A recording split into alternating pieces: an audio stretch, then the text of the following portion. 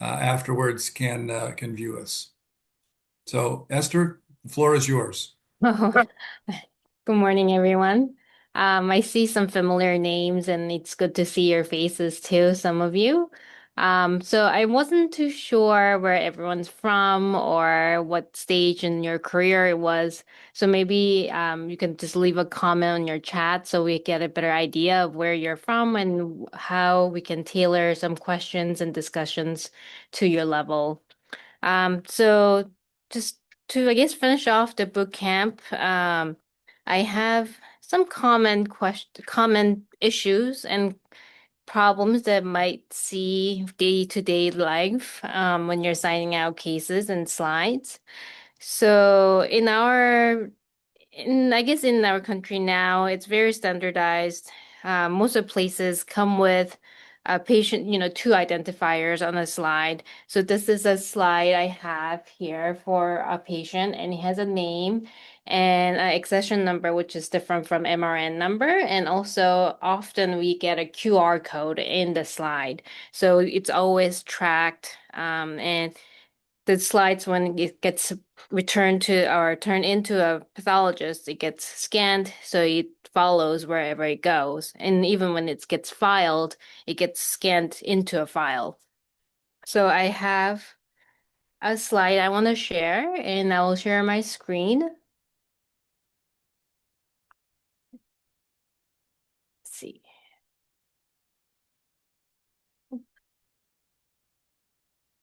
Let me share again. Let's try.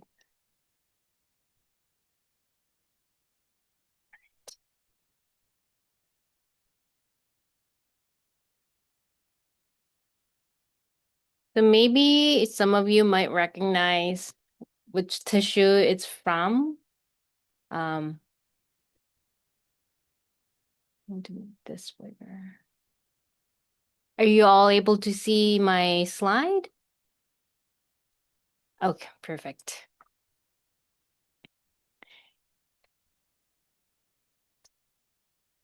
So I have some glands here and some a pink stroma here. But I also want to highlight these very dark, thin lines. What do you think causes these lines?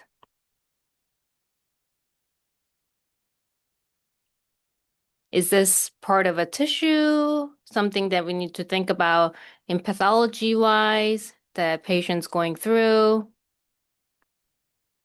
Is it gonna be part of our diagnosis line? It's in both tissues in this slide. Any guess to what might cause these thick, dark lines going across?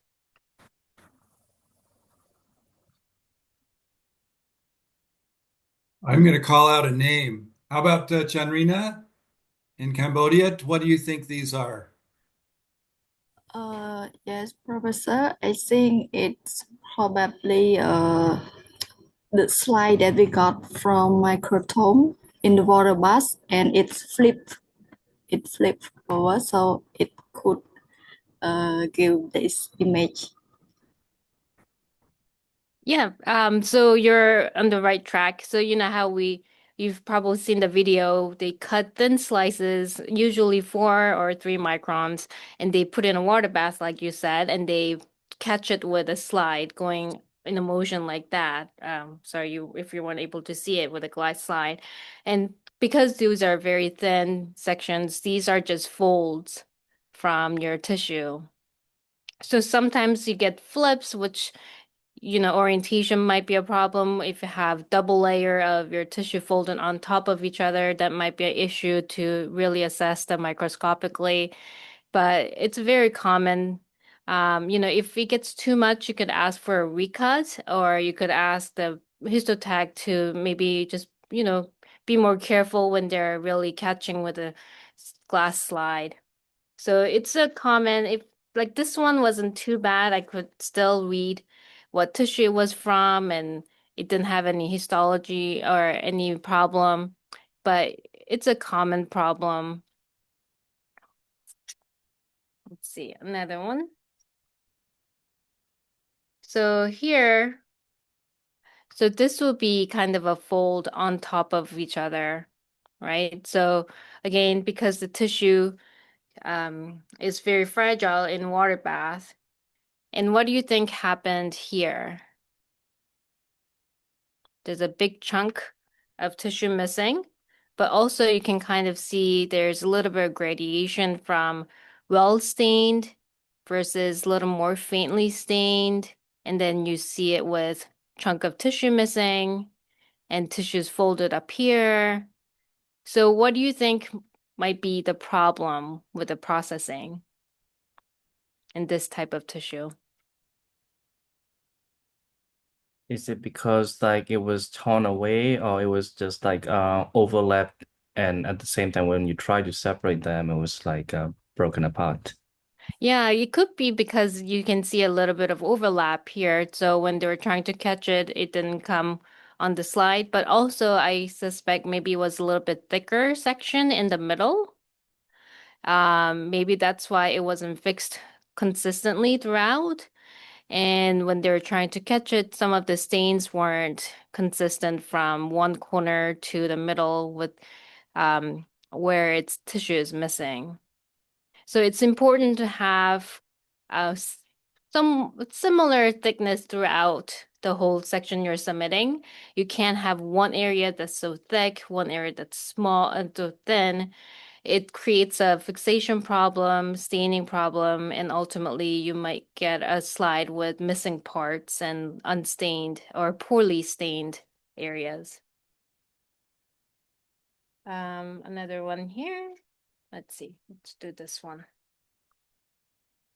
Okay, so again, we see a little bit of folds. It's pretty common when you have an irregular um, in tissue section like that, a fold. And what I want to show you is this area here. So Dr.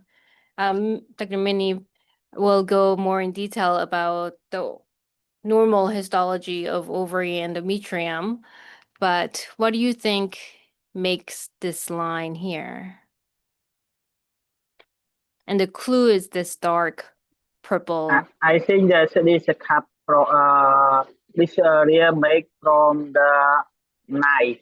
Knife is scratched, not Yeah, not well, not smooth. right. And so it is because of the knife mark. You can see it's a linear across this from the tissue, but also because this is a calcification. So when the knife goes through calcification, it dulls the blade and also it drags across the section you're cutting. So you're absolutely correct. It's a knife. Maybe it was dull to start with, or maybe because it went through the calcification, it just became a little dull afterwards. Let's see another one. So similarly here, it's more pronounced. You can see definitely a full thickness of dragged section. So, and we have associated calcification. So it's really important when you're dealing with bony specimens or even leiomyomas, or even in this case, ovary, when it's dystrophic calcification. When you're grossing, you might not be able to feel these microcalcifications, but it will show up on your sections. And if it's big enough, it will create an artifact of this dragging of tissue.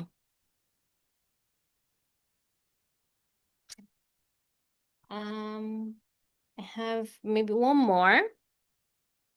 So this is a skin. I'm sorry, this is a little dirty. You saw some of the dark dust on there.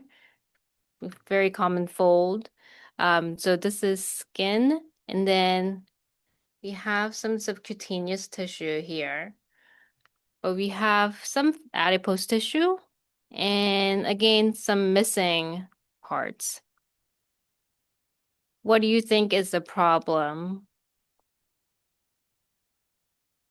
What causes uh, these big chunks of dropouts in the tissue of especially fatty adipose tissue?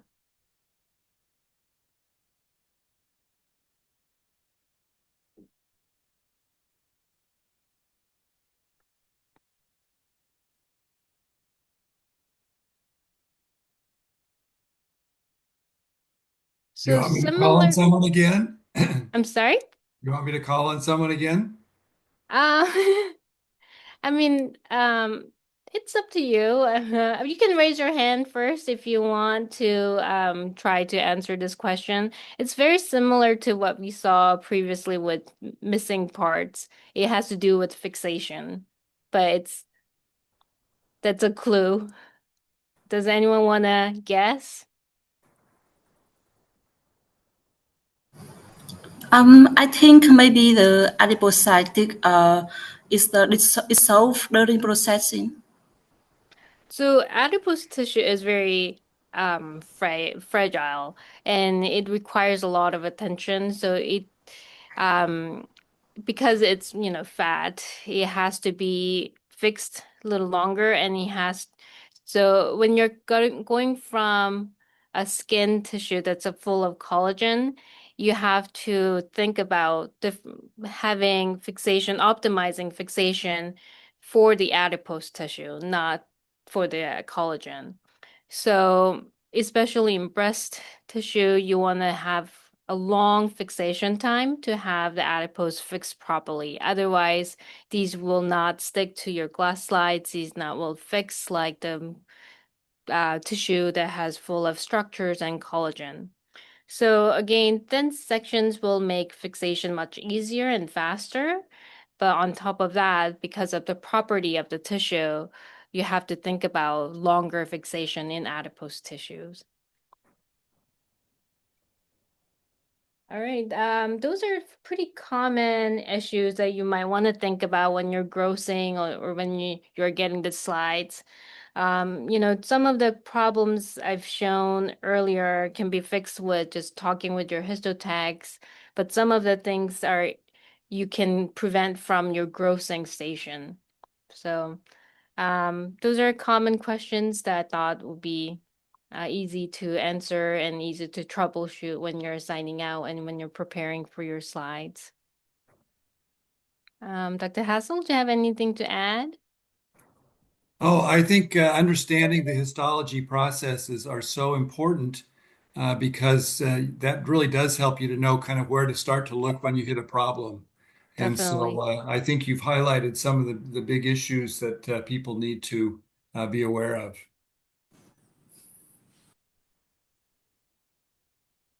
Um, should we, Minnie, will you be able to give some overlap or overview of endometrium and ovary? Yeah, I definitely can. I can show, Oh, yeah, let me stop sharing. that. I'm also curious, because I wasn't there at the Oh, first no. on how much, basic I should go into, but I just have some basic overview of normal endometrium. That sound good to do? And then, let me pull that.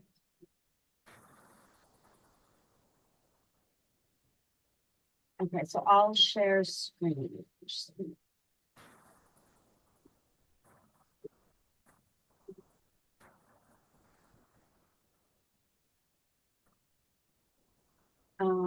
Esther, can you stop sharing Oh, screen? I thought I stopped. Yeah, I'm not sharing anything.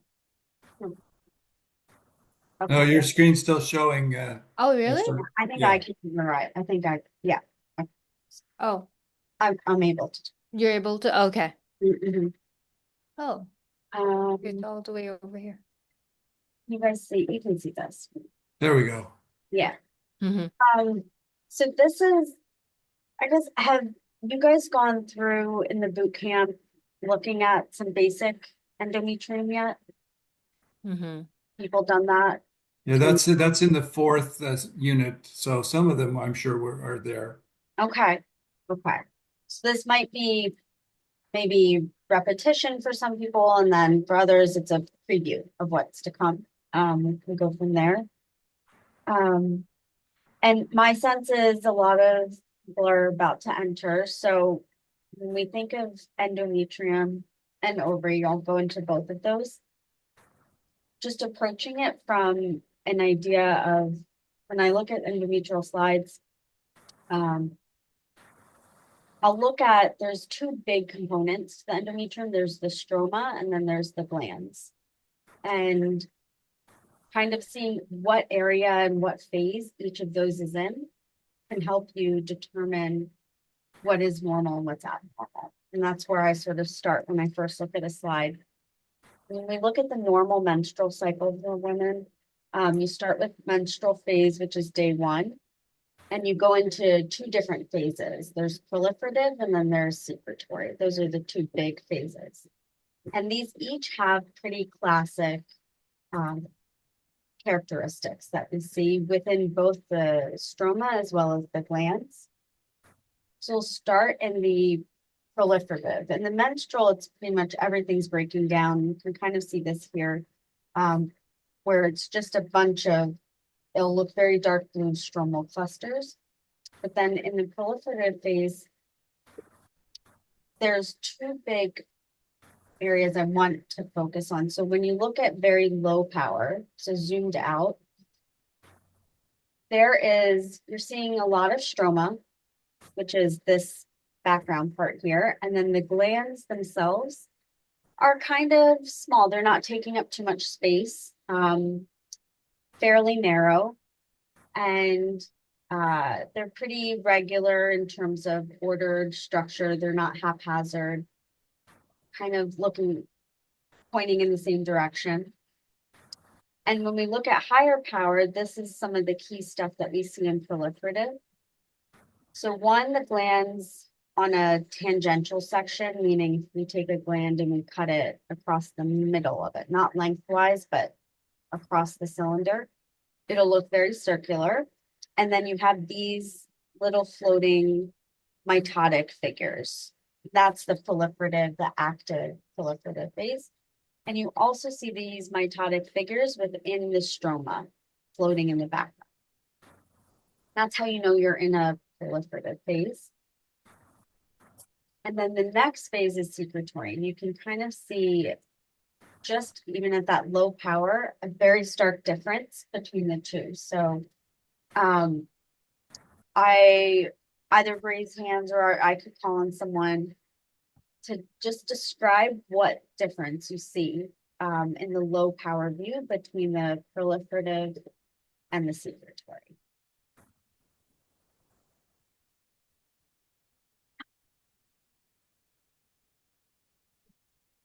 Gotta get out. Do you want to put it as a presenter view? Yeah, let me. Can you guys see that? We see now both slides. Maybe you can switch display setting. Like that? No, when you have your Up at the top, present. display settings. Yeah, Oh, good. oh. Yeah. That's it, swap. Yeah, there you go. You're good. Mhm. Let's see if I can see participants too. So let me call on Dr. Srenyat from Phnom Penh.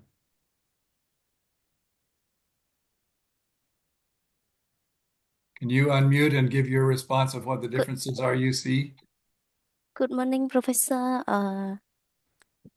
Proliferative endometrium, I think it's regenerate and thicken. And then the difference between secretory, sorry, I had to make it small.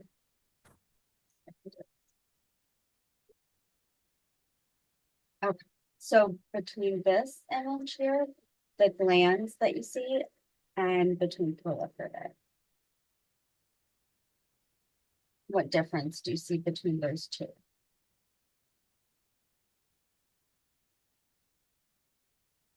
I think gland, the difference is gland. The gland is dilated. Yep. And yes, and dilated and stroma. I'm not sure. Yeah, no, you're right. You're absolutely on the right track. So in secretory, the glands are very dilated. You can see big empty spaces within the glands. Whereas here they're quite narrow. So in proliferative, they're narrow, in secretory, they're dilated. And I think you were on to something with the stroma as well. The stroma in secretory tends to be very loose and open. And you can sometimes get arterioles that come in, and this is all part of the process to prepare the endometrium for either implantation or for shedding. But even within secretory, you can also see some kind of fitting with the name secretions within the glands as well. So it's also part of. And then zoomed in image of secretory, this would be an example of a late secretory endometrium probably. What we see is these clearing spaces underneath the nucleoli. So normally when you look at a gland, we look at the proliferative gland, for example, this proliferative. You see how the nuclei line up at the base of the gland, sort of at the bottom. In secretory, that switches in late secretory, and you kind of get this space and clearing. I think of it as like a vacuole that fills in right under the nucleus. And for any musicians in the crowd, we call this piano keys, because it kind of makes that look of a piano appearance to it. So that's another hallmark of secretory endometrium, is to see these subnuclear vacuoles. And then just to touch on the different types of glandular cells that you can see that are normal, we talked about the secretory ones where they have these subnuclear vacuoles. They're not always as prominent as these ones, but they're there to some degree. You can also see ciliated lining, so ciliated endometrial tissue cells. This is mostly seen, so it is normal to see it in the endometrium. You normally see it in two places. So you'll see it either at the junction of the endometrium and the fallopian tube, or you'll see it at the junction of the endometrium and the endocervix. Because those two different poles, they're the ones that normally have ciliated cells. And so at those junctions, that's where you can see endometrial tissue that also carries that ciliated cell appearance. And then this, does somebody want to comment about what type of gland this might be? Do they think it's coming from a proliferative or secretory base? You can call on somebody again. I would say it's proliferative. Nice. And why? I can see the basal cells clearly, and I think there's a mitosis figure in there. Yep, absolutely. Great job. Yeah. So mitotic figures here. And then, like you said, basal oriented. Yeah. So that's great. And then this is just to, we'll throw this out there. So this is stroma. Here is a gland floating in here. And this is the stroma of an endometrium. And this is just to show you how different it can look depending on what is happening within the system. So when we were normally looking at stroma, you can see normal plump cells. In secretory, it gets very loose. But the stromal cells are pretty well organized and small, relatively small. Here they've ballooned up and they look very different. They have very cynophilic pink cytoplasm. And this is an example of what we call decidulized, which means that it's the effect of estrogen on the stromal cells. So this is from a pregnant patient, and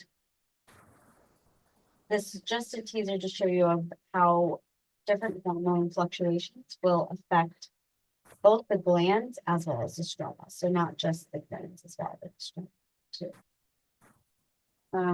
Okay, I'm gonna pause there and see if there are any questions about that was just very basic overview of endometrium.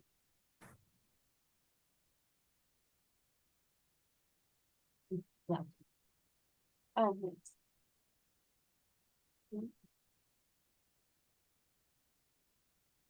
Minnie, maybe you could just comment on some of the other settings where you might expect to see decidualized change, or maybe even some of the other locations where you might see decidualized change. Yeah, so you'll also see it if, so in pregnancy, this is the one I mentioned, but if the patient is taking any form of exogenous hormone, so birth control pills, you'll also see that specifically the progesterone will create that effect. So sometimes even if they're getting progestin only. And then other settings. So endometrium is the biggest place that we can see it. We can see it in actually pap smears as well. You can see changes to these cervical, squamous, and endocervical cells. And so it's always good to know if they're on birth control or if they're pregnant. And what happens is the cells will look very similar to what we were seeing in that photo, where they will balloon up, and it can sometimes mimic something abnormal. So it's always good to know if they're on that. Yeah. And those changes within the GYN tract, that's where we see it, but sure we could see it elsewhere too, in other systems. Yeah, I had a patient just the other day who was well, there are two other situations. One, you see it sometimes in a fallopian tube that is, resected postpartum or something, and you'll see it on the stroma or maybe in the lumen of the tube someplace. But then you also see it in patients who are being managed with endometriosis, and they may give them hormones, and you'll just find this area of very funny looking stroma in the peritoneal cavity or someplace that. If you're not thinking of that possibility, it can be quite concerning because they sometimes, as you said, these look like cancer cells or they look like, some other sort of abnormality that could be of concern, like malakoplakia or some bizarre setting like that. Yeah, yeah. Yeah, it's always good to get the history from as much as you can of what medicines and what other things are happening for that patient before making a decision about what's in. So we'll do a little bit of ovary. I don't have a ton.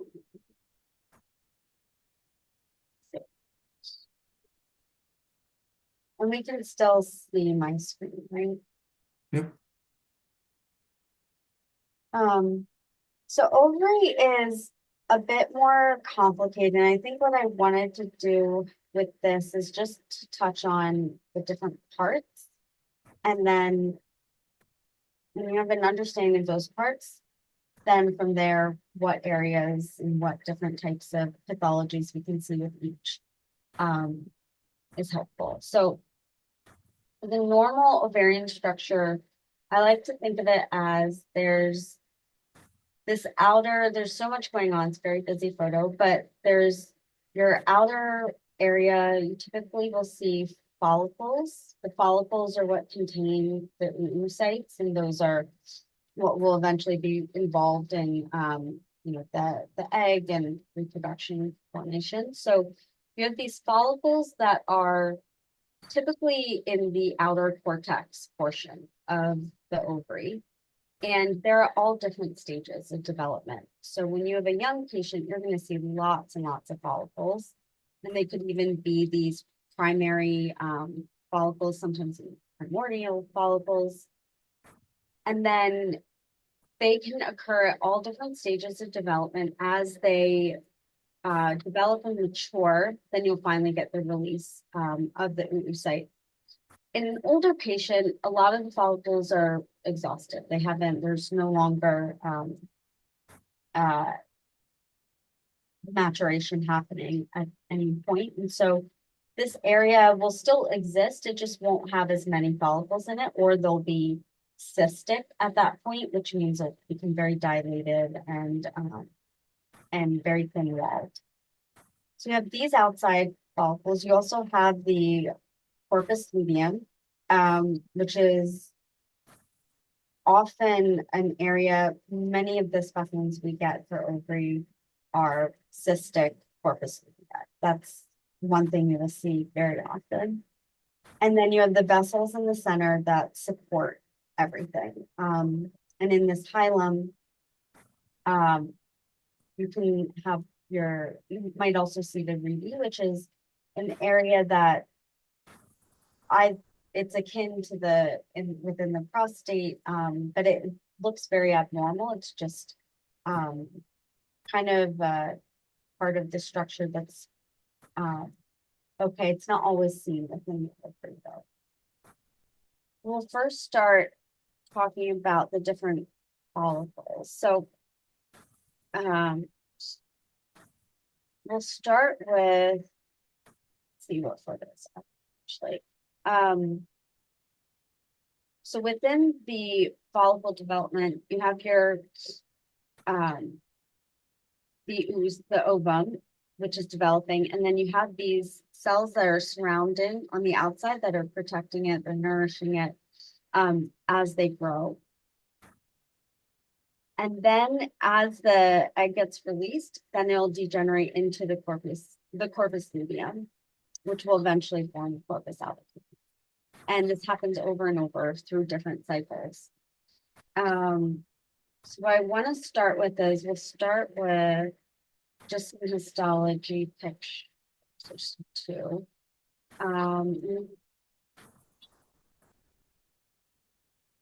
Okay, we'll do this way. Yeah.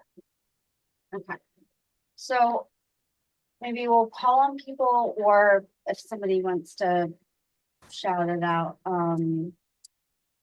What type of follicle do we think that this is? Dr. V, speak up.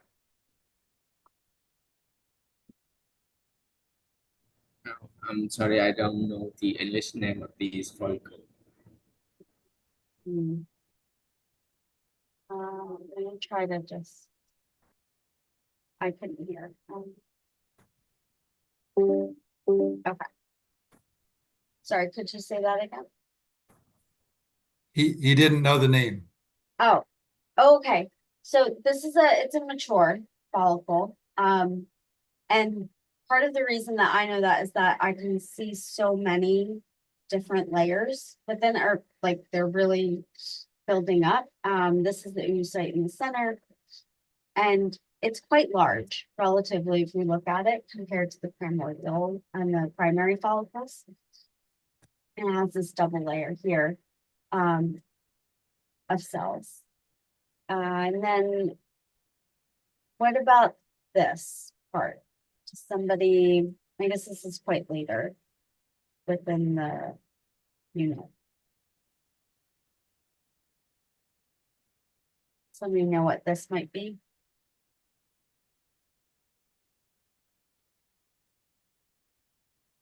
Yang says corpus luteum. Yeah, so this is, if we go back to this is a corpus luteum. So this is after everything has shed. And it's a very distinctive picture when we think of it. In that the cells are very pink, very eosinophilic, like we like to call it. And these are the granulosa cells that are supporting, that were supporting the follicle. So it's a corpus luteum.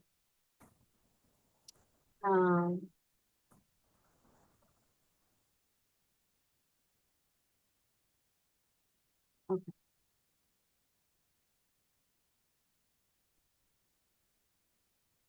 And I'll do one more. So this is the other area of the ovary to focus on, just the surface. So this ovarian stroma under here. And the ovary is covered by a very thin surface lining. This is normal. So like what we call a cuboidal shape, so normal, flat to round cells, single layer, and well spaced throughout. And so when we have tumors of the ovary, which will spend the bulk of your pathology GYN training, will be learning about all these different tumors. Many of them happen within this lining, this outermost lining of the cell of the ovary. So it's this outer layer here. That's where this is just for normal development, but the tumors will arise often from that surface. They can also arise from the ovarian stroma themselves. But that surface, keeping in mind just what the normal lining looks like and what it should look like, and having that mental image can help them for when you see something abnormal there. Sometimes it can take on different morphologies. It can be different types of cells, or it can be completely different architecture as well. Okay, so that's what I had for ovary. I just wanted to sort of give the overview a little bit.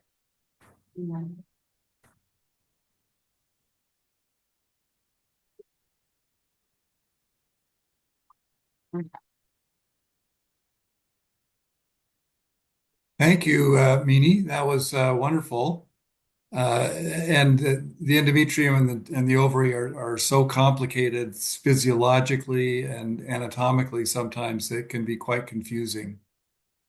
So we'll kind of open for a minute or two for questions. If there are general questions about things that you have covered in the bootcamp module or things you've covered or encountered in your study elsewhere, please feel free to speak up with a question or two at this point. And if not, then we're going to divide into breakout groups and have other quiz or question discussion about how to learn pathology, our own experiences with learning pathology, and so forth. So first off, any questions that anyone wants to bring up that you think would be helpful for the group to consider?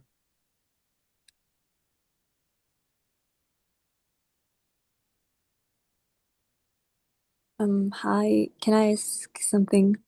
Please.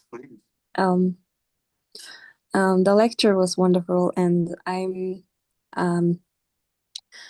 wanted to ask about if the woman has irregular periods and what happened to the endometrium. Is it gonna remain its shape and cellular activity of the which period that was going on in the endometrium, and what's gonna happen when the woman can't have periods like months or years? That's a really great question. And it depends what the cause of having an irregular period is. So if it is a woman who is close to menopause, so when she's older, what you'll see is usually she could have different reasons, but usually they're either bleeding way too much, in which case you might get a polyp. So you could have an endometrium that has sort of this big projection and it looks very full. And that could happen at any stage, really. But also you can get desynchronous. So when the stroma and the glands don't align in their phases, that can happen as well. And that's closer to menopause that happens. When they're younger and they're not, they're just having irregular periods. Some of the other causes that we can think of are, well, typically what you'll see is it will look, what we call it, either inactive or atrophic. Atrophic is when they're older. Inactive means you'll have stroma that kind of looks very bland. You'll have glands that look very bland. They are round and small, like proliferative, but they don't have mitotic figures within them. And that is probably the most common thing that we'll see, where it's just inactive, it's dormant. And then figuring out the cause is one of the kind of a conjunction with the clinical team to see if either there's an issue with the hormones that stimulate and act on endometrium. So maybe her follicular stimulating hormone or one of the others is not working as well. Okay, thank you. Yeah, it's always helpful, I think, to be thinking physiologically as well as morphologically. And so your question is very pertinent, and that's one of our jobs is to kind of sort out, what the hormonal changes that could be going on versus how we see that represented. And someone who's overstimulated with estrogen because of obesity or other purposes may have a very different scenario for irregular menses as opposed to someone who's maybe an ultra marathon athlete and suppressing their normal body fat and so forth in a totally different environment. So Nyang's asked a good question about what we expect to see with a patient using different types of contraception. So what do you see with, say, an oral contraceptive pill versus, say, with an intrauterine device? Meanie or Esther, you want to comment on that? Yeah, I put in there that you can also see inactive endometrium with those, but the differences are that IUD is local and oral contraceptive is systemic. I guess it would also, you could see reaction to the IUD. I mean, that I've seen that a lot where it'll either cause like different organism overgrowth or which you wouldn't see in oral contraceptives. And then depending on the dose of progestin in it, you might see that decidualized change. Yeah, chronic inflammation in the endometrium is a notorious cause for irregular menses. And some people think that the IUD is just setting up a chronic inflammatory state so that just interrupts the normal cycling. And because the histology in chronic endometritis is somewhat subtle sometimes, so you just need to find a few plasma cells in the stroma. You have to be very alert to why this doesn't look quite normal and go searching for the plasma cells because they oftentimes can look a lot like normal stromal cells if you are not if you're just going casually by things. Is there any correlation between the IUD use and the endometrial cancer? No, not that I'm. Probably in some respects they may suppress endometrial cancers because they suppress the cyclic reproduction. But your question is good because there are other settings where chronic inflammatory situations set up the fertile ground for neoplasia to develop, say in the stomach or esophagus and so forth.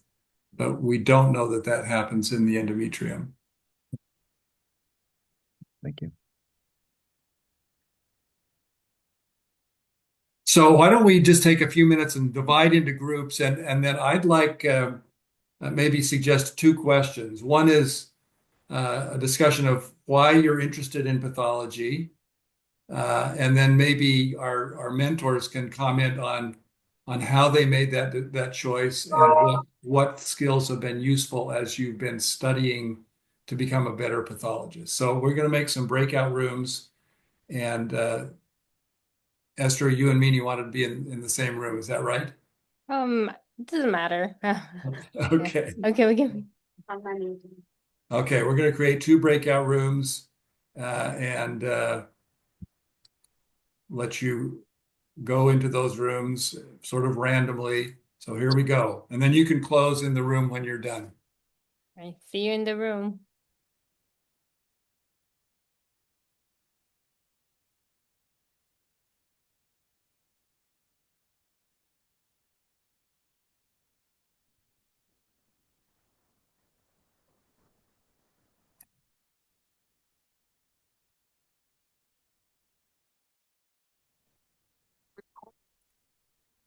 Okay, this looks like a good group.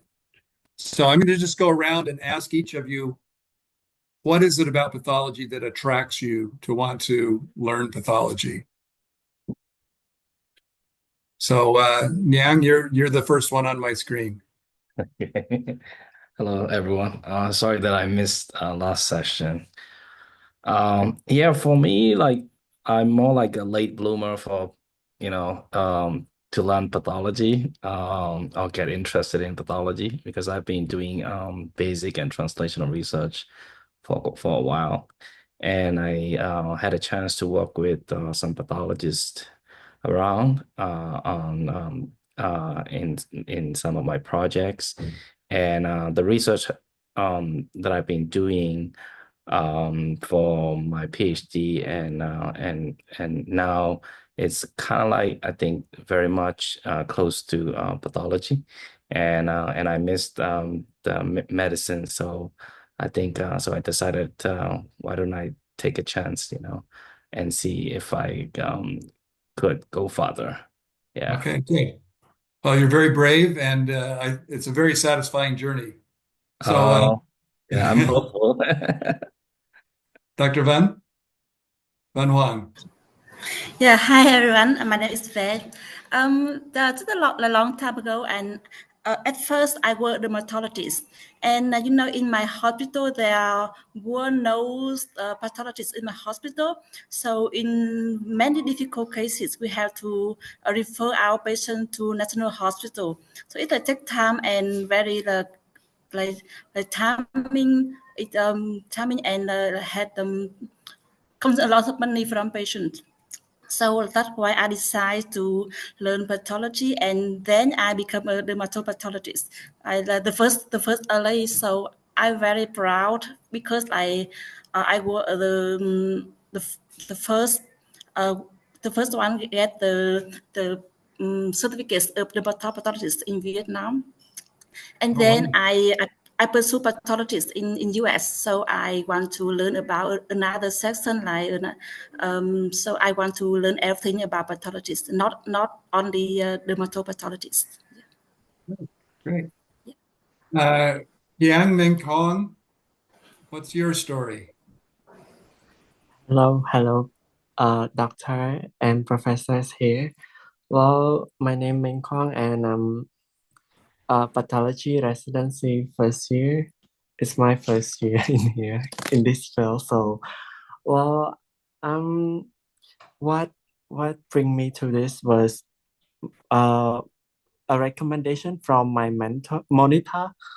Or I can say he's my mentor. Like he's a plastic surgeon in a hospital, and I was doing the internship there under his monitor, and he was recommend me to apply for the residency course in pathology because he said in my country Cambodia we lacking this specialty, like we lacking the doctor in this field. So he suggests that uh if I choosing that it would be great. Yeah.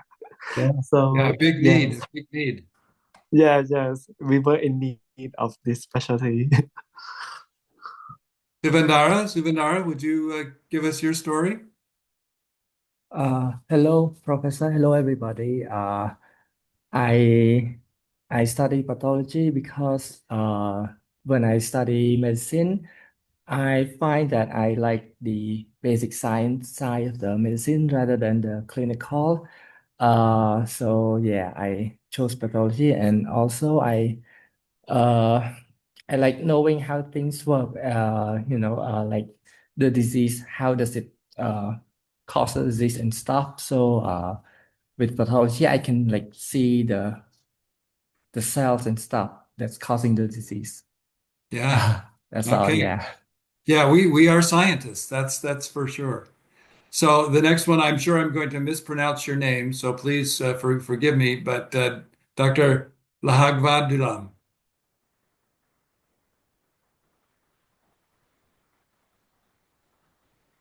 S Lkhagvadulam.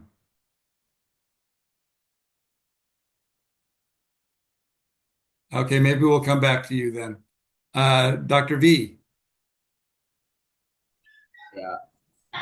Uh, my story is a long story about how I chose pathology because I think I go to the medical school by accident because I think I am good at programming rather than becoming a medical doctor.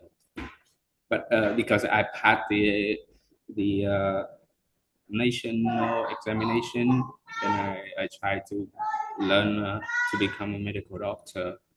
And in the second year of my study in program, I joined a charity group that helping cancer patients. And when I have time to uh, communicate or help cancer patients that I saw them struggling with the disease every day, and that it made me feel emotional, and I want to do something to help cancer patients. And in the subsequent years, I tried to become a oncologist. I follow my teachers and try to become an oncologist. And I still even don't think I like to become a clinician.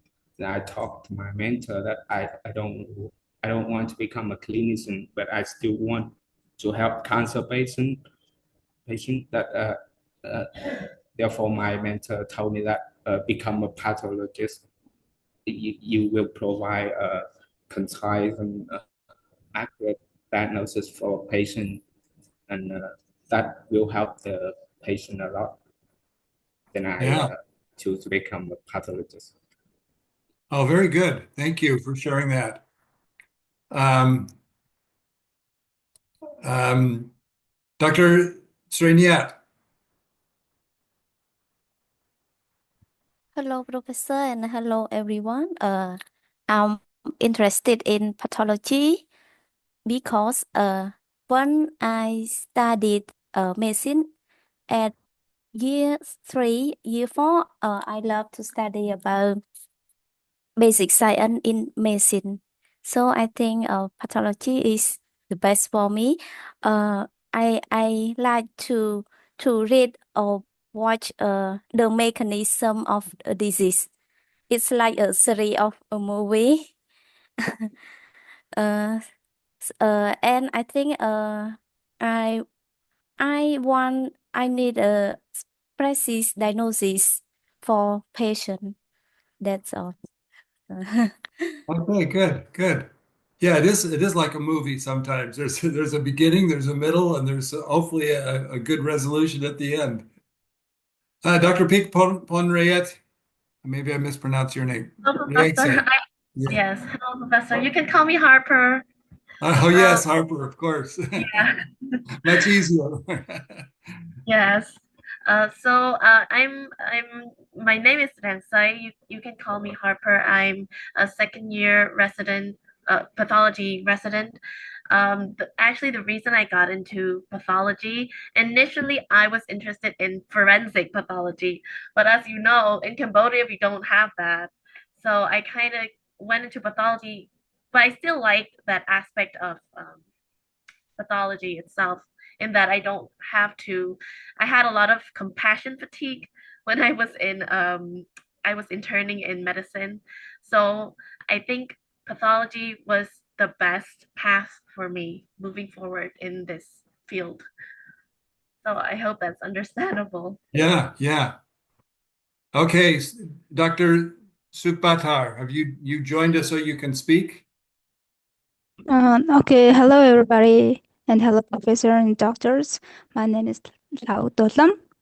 You can call me Thavga or Tulam, and I'm from first residency of Mongolian Pathological Center and first year residency. My passion for pathology is our cells can work together like amazing, can make work amazing things. It's very wonderful to look at it and to study at it. So uh, uh, I start to study it. And another thing is what causes our death postmortem is very unusual process. So I want to study and so I chose this field. Thank you. Thank you, Dlam. So let me tell you my Thank you. story as well. You have all mentioned good reasons to study pathology. Um, and like you, I had many good experiences in studying science and becoming aware of, understanding how things work in the body. That was very fascinating to me. Um, I liked taking care of patients, but as Harper said, sometimes you get a little bit fatigued with that and it becomes almost overwhelming when you can't help everyone the way you want. But the other thing that I think is important in pathology and for people who stick with pathology is you need to find that in pathology, you're using your skills and talents, which you may have that are a little different than others, maybe to be more thoughtful, maybe to solve problems in a little bit more creative way. Or maybe you have a particular visual skill, or maybe you have a computational skill, or some other kinds of skills that can find good use in pathology.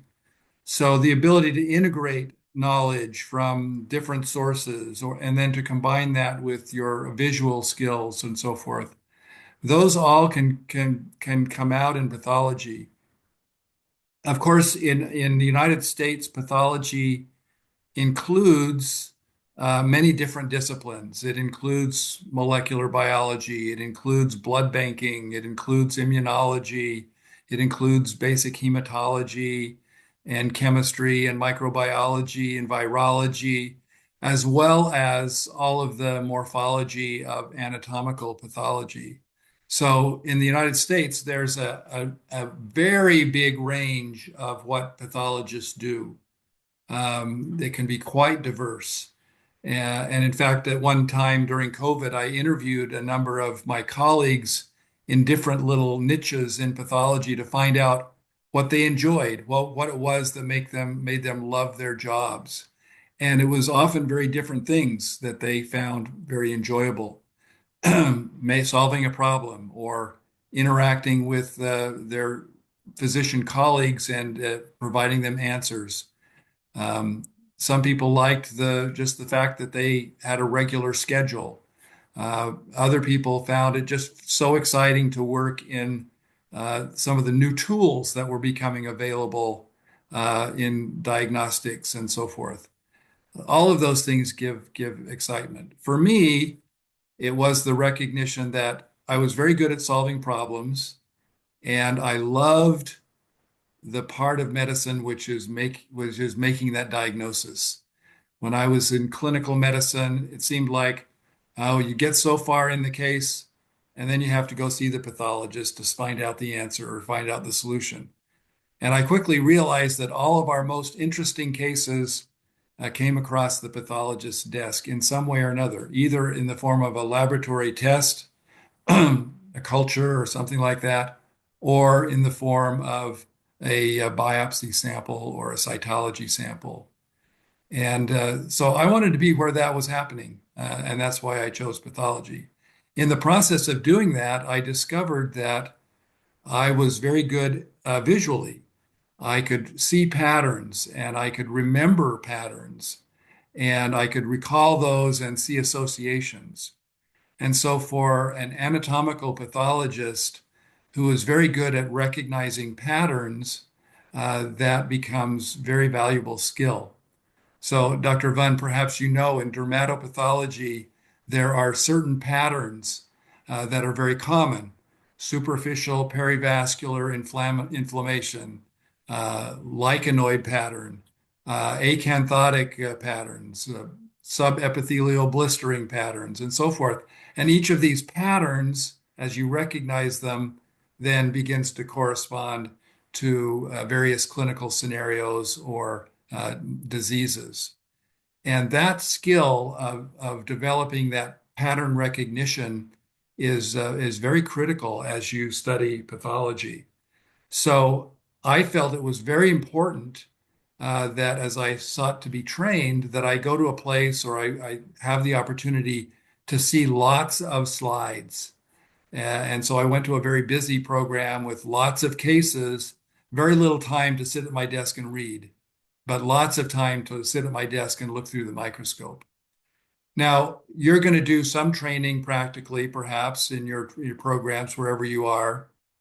But in this course and in what we're trying to do with Open, we hope that you will take every advantage to look at as many digital slides as possible so that you can see examples and begin to put those patterns together with the diseases that go with them, with the clinical scenarios that go with them, and begin to knit those things together.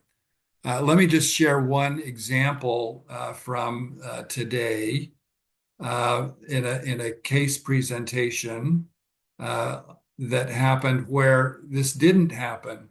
So let me find the right.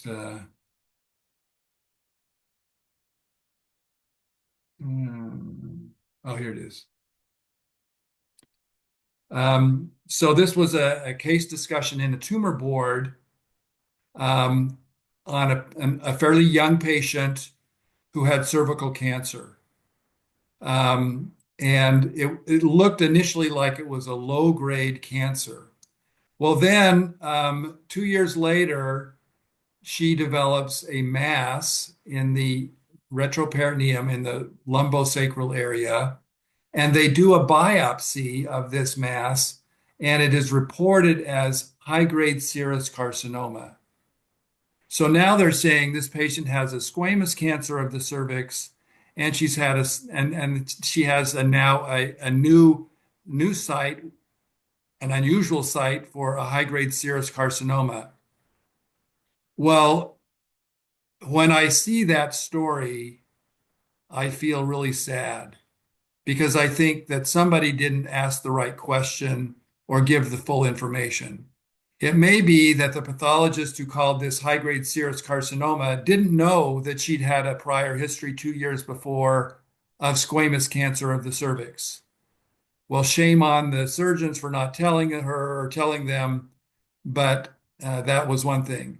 And then when they get this diagnosis of high-grade serous carcinoma, rather than asking the question, they go forward and give her 3 cycles of chemotherapy for ovarian serous carcinoma. Well, I'll tell you that the treatment for cervical cancer that is recurrent is quite different from metastatic serous carcinoma. Now, yes, some of these drugs might be susceptible in squamous cancer, but not all. So finally, after this, then they review the slides and look at this again. And sure enough, as you look at these slides, you see, single cells, some clearing around some of the cells, some apoptosis, almost keratinization-like changes. Here's the higher power view, and a fairly high-grade tumor, but not something that is inconceivable for squamous cancer. So the moral of that story is, if you know the clinical presentation, you know that high-grade serous carcinoma doesn't present initially as a retroperitoneal mass without peritoneal involvement. And the other thing is that the best special stain is comparing it to the prior slides. Well, we've gone over the hour by a few minutes. I hope that those thoughts are useful for you and will help you in your study of pathology and motivate you to continue to pursue your careers. We'll, as I mentioned earlier, the breast module is being launched soon, or tomorrow, in fact, and so you'll be able to begin that study on that topic area. And our next mentoring session will begin to cover some of the specifics around breast pathology. So thank you all for being with us today, tonight, wherever you are, and have a good rest of the day or evening for each of you.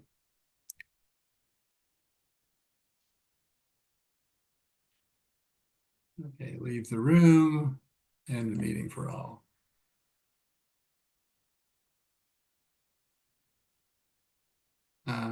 Let's see, I'm going to leave the room. Okay, end the meeting for all.